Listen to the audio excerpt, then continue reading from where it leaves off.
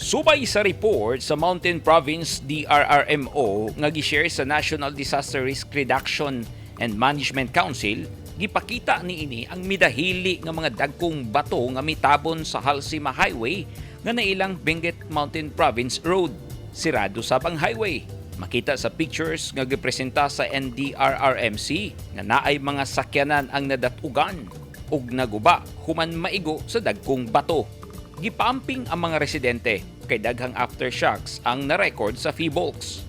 Nanggawas ang mga trabahante sa gobyerno o pribadong opisina. Sa record sa Philippine Institute of Volcanology and Seismology kon PHIVOLCS DOST, magnitude 7.3 ang gikusgon sa pagtayog nga ang epicenter anaa sa Lagangilang, Abra. Nanukad ang pagtayog sa 25 kilometers ang gilawmon nga tectonic ang origin. Ang pagtayog nabati sa ubang lugar sa Luzon hangtod sa Quezon City. Naasay report nga nangahugmak ang mga balay sa Abra.